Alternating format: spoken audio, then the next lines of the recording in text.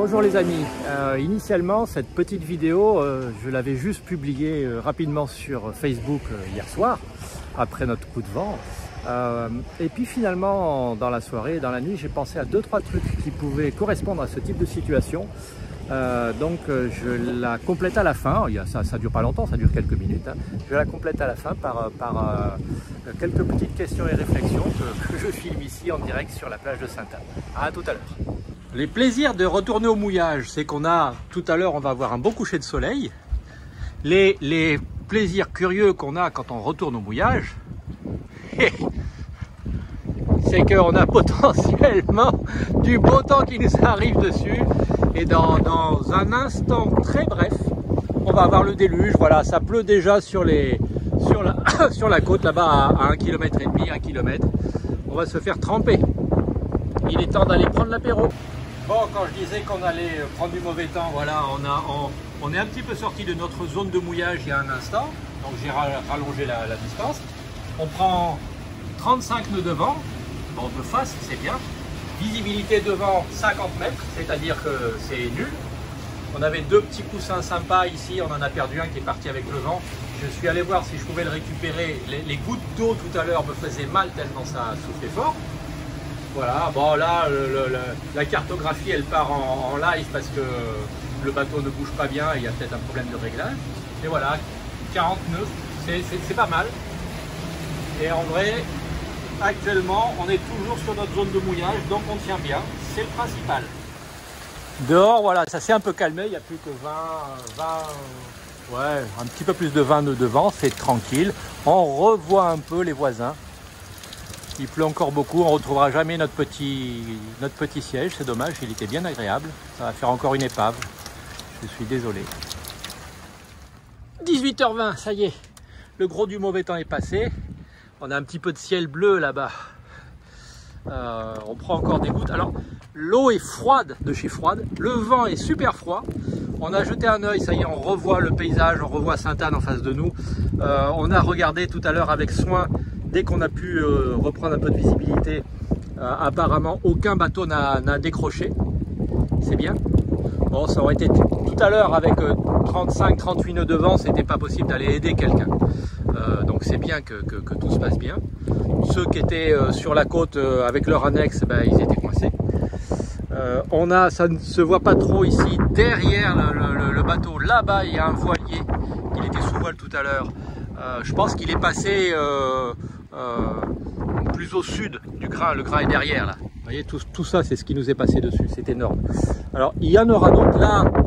Le ciel est un petit peu clair, mais ça, il est possible, probable même qu'il y ait la même chose encore tout à l'heure dans la soirée. Donc on va se remettre à l'intérieur. Adieu le petit coussin que nous avions. Bonjour la tortue qui est là-bas. Comme quoi, elle s'en fiche, elles sont dans l'eau. Hein. Et on va finir notre petit apéro qu'on avait commencé avant. Et on va manger darne de saumon et riz safrané. Bon appétit, à bientôt. Alors les réflexions sont les suivantes. Je vous décris en gros ce qu'on a eu hier soir. On a eu un grain qui est passé sur Sainte-Anne. Il était visible sur les radars de la Barbade, les radars météo. Le radar de météo de Martinique est en panne depuis des mois. Et voilà, donc c'est celui de la Barbade qui sert pour toute la région. Nous qui sommes au mouillage, le temps était tranquille, on avait peu de vent, moins qu'en ce moment. J'espère que vous entendez le son sur la vidéo. Ouais, ça va être pénible, hein. Je vais essayer de mettre la main de l'autre côté du téléphone, voilà. On avait peu de vent et en l'espace de moins de 5 minutes, le ciel s'est obscurci, est devenu tout noir, il s'est mis à pleuvoir des trompes d'eau et le vent s'est levé, on a eu presque 40 nœuds en 2 minutes, c'est passé de 5 à 40 nœuds. Donc un vrai grain copieux, 40 nœuds pour ceux qui ne savent pas, c'est à peu près 70 km/h, c'est beaucoup. C'est des choses où si on nage dehors, on est perdu, corps et âme. Si on est en annexe dans le bassin, on ne peut pas retrouver son bateau parce que la visibilité c'est 10, 20, 30 mètres peut-être. Donc ça dure 5 minutes. 5 minutes c'est suffisant pour sortir de la baie de Sainte-Anne. Hein. Donc c'est des conditions dantesques. Et les réflexions sont les suivantes. 2 réflexions. La première c'est nous sommes en mer. Et ce genre de phénomène apparaît autour de nous, sur notre trajectoire, soit devant nous, soit derrière nous. Quelle est la réaction à avoir? C'est une longue question. Je pense que je referai un jour une vidéo sur le sujet. Il n'y a pas de solution simple. Les solutions de précaution, c'est réduire la toile. Avec 40 nœuds, comme on a pu les prendre hier, il aurait fallu être sur 3 riz. 3 riz, ça prend 5-6 minutes à établir sur notre bateau quand la grand voile est envoyée. C'est long.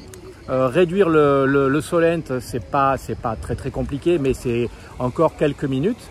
En vrai, le temps de faire la manœuvre de réduction des voiles, le grain est passé. On a eu une fois ce phénomène avec Tiam, hein, quand on est parti de la Grande Motte, quand on est arrivé au port de Carthagène en Espagne.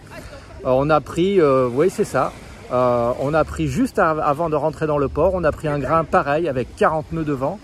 C'était dantesque, on avait un riz dans la grand voile puisqu'il faisait tellement beau qu'on avait relâché le deuxième riz depuis un bout de temps. On avait un riz dans la grand voile et le solent qui était dehors. Donc pas question, pas le temps de prendre le deuxième riz. Ça a été compliqué. Le pilote automatique, impossible de lui faire gérer le câble. Je voulais me mettre face au vent pour déventer la grand voile, pour minimiser le risque. On avait allumé les moteurs pour étaler le vent. Impossible pour le pilote de reprendre. J'ai pris la barre, impossible pour moi de me remettre face au vent. J'étais à 30 degrés du vent, donc une espèce de pré-serré. La grand voile bien établie, le solent que je ne pouvais rien faire d'autre que le laisser vivre. Pas question de déplacer le chariot pour déventer la grand voile. Il y a trop de tension, c'était des coups à tout casser. Bref, ça a été un peu l'enfer. C'est pour ça que souvent d'ailleurs depuis nous naviguons avec un riz en permanence. Je disais donc, si ça nous arrive en mer, si on a le temps, si on l'anticipe bien, 2 jours, on réduit la toile. Si c'est de nuit et que l'on peut être exposé à ce genre de choses, typiquement pendant cette saison, dans nos balades, si on fait des naves de nuit dans les Caraïbes Sud, on naviguera avec 2 riz dans la grand voile, lentement mais en sécurité, et peut-être le solent enroulé sur un tour, histoire d'anticiper. Ça, c'est la première remarque. Qu'est-ce qui se passe si ça nous arrive en mer? Pour illustration, hier matin, j'ai regardé une vidéo de Black Lion sur leur premier tronçon en Transpacifique, direction les Marquises, à partir de Panama. 2 jours, ils ont vu un gros grain qui leur arrivait dessus. Ils ont pris 3 riz, ils ont enroulé le phoque. Donc c'est vraiment une précaution à prendre. La deuxième remarque, elle tient plus de l'actualité pour nous hier. Quand nous sommes partis du Marin, il faisait relativement beau, mais un grain comme ça, on aurait pu le voir venir alors que nous étions déjà ressortis de la station essence et en train de nous faufiler dans les bouées, dans le slalom d'entrée de la baie du Marin. Parce qu'il y a des récifs coralliens à fleur d'eau un peu partout. Et donc le trajet, c'est une espèce de S. Et il ne faut pas se planter, sinon on s'échoue sur les coraux et le catamaran est définitivement perdu, étant donné les pratiques de renflouage qui se font ici. Donc si ça nous était arrivé pendant cette phase-là, ça aurait été extrêmement compliqué parce qu'on n'avait aucune visibilité, mais vraiment aucune. On n'aurait pas vu les bouées, on n'aurait pas vu les récifs, on n'aurait pas vu les quelques bateaux sur les bouées d'amarrage sur le côté. Ça aurait été extrêmement flippant et compliqué. On était sous moteur sans voile, donc un peu manœuvrant, ça va, mais sans aucune visibilité. Notre seule possibilité opérationnelle ici, c'était de nous fier aux cartes marines. Et en fonction des cartes et de la position du bateau donnée par le système GPS du bateau, en déduire les endroits et les directions dans lesquelles aller. Ça aurait peut-être pu marcher, 40 nœuds de vent qui nous auraient poussé, c'était pas facile à étaler. Il aurait peut-être fallu faire demi-tour, se mettre face au vent avec un bon appui moteur. Bon, ça aurait peut-être tenu, je pense face au vent ça aurait tenu. Le bateau est bien profilé, mais ça aurait été stressant. Pour ce que j'en sais, quand les conditions sont différentes, donc on n'est pas dans un chenal de 30 mètres de profondeur comme au Marin, l'une des solutions, je l'ai souvent lue et elle est plutôt efficace quand on est dans la baie du Marin. Avant de se mettre au mouillage, on est dans la baie et on prend ça sur le nez et on n'a plus aucune visibilité. La solution, c'est simple, on lâche l'ancre et les 100 mètres de chaîne. L'ancre va crocher, de toute façon, quel que soit le fond, il va crocher, la chaîne va se tendre, le bateau va s'arrêter et on va être tenu pendant les 5 minutes du grain et on ne bougera pas. Et c'est probablement une bonne solution quand on a assez peu de fond pour la mettre en œuvre. Et après, on voit venir Et si on heurte un bateau qui est au mouillage, on va le heurter sans élan puisqu'on va être arrêté par notre chaîne. Voilà mes 2 réflexions. Si vous avez des suggestions, des questions ou des remarques, n'hésitez pas à m'en faire part.